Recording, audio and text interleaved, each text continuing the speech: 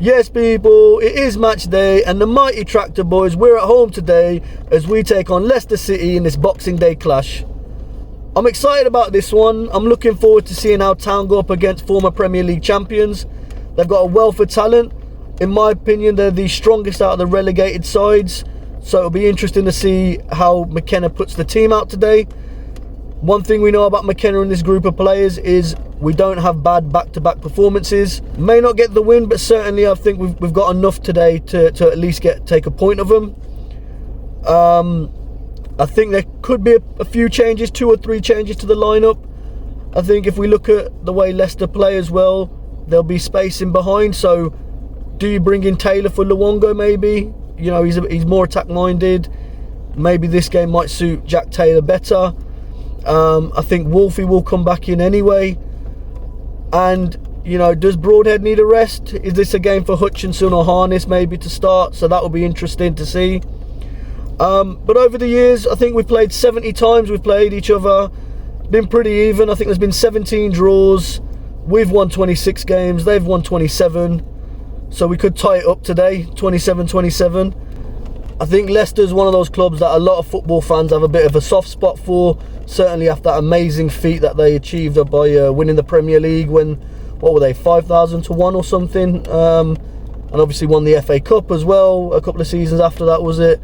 So, you know, they've had recent success at the highest level in the English game.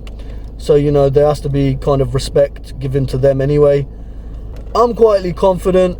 I think we've got enough about us to nick this. So I'm going for a 2-1 win. I'm hoping it's a 2-1 win because I work with too many Leicester fans to be dealing with that after Christmas. But yeah, man, let's see how we get on, and I'll see you all in there.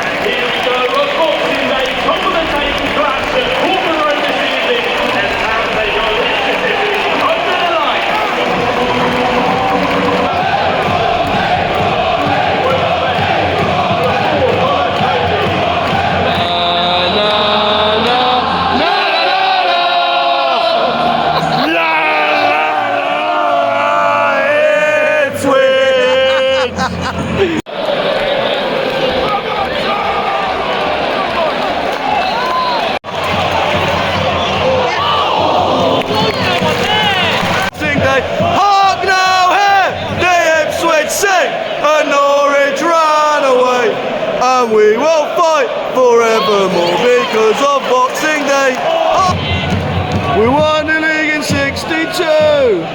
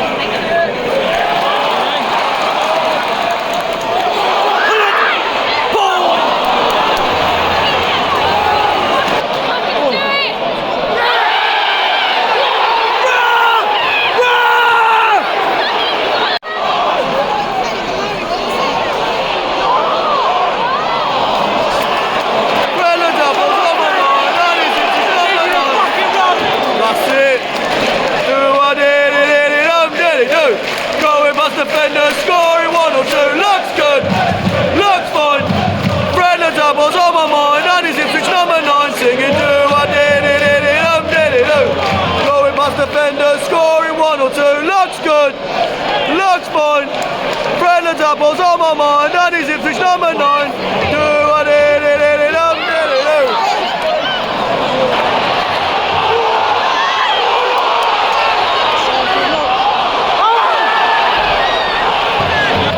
Blue and white army.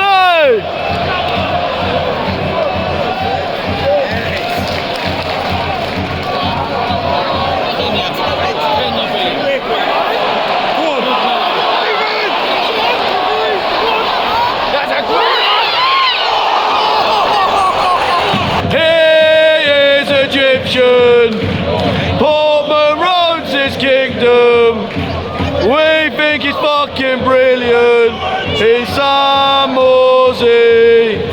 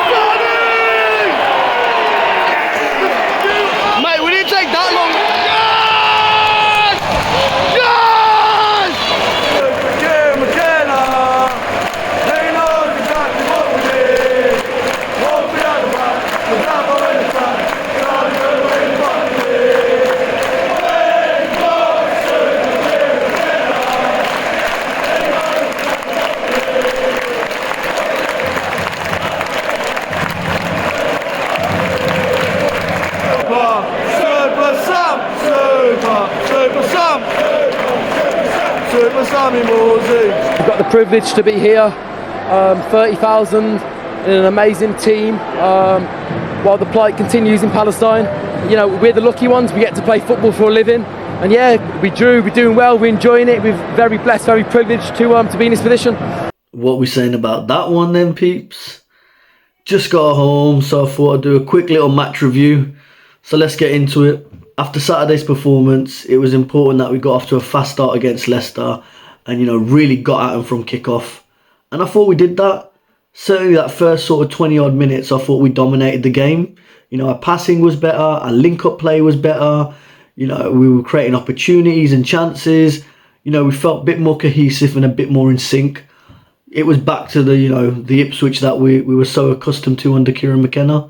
And then just when we're getting into the game and you can feel we're knocking on the door to get a goal, striker George Hurst gets an injury and it looks a bit of a bad one, to be honest. And 2 minutes later, we see why Leicester are being tipped as everyone's favourites to go back up as champions.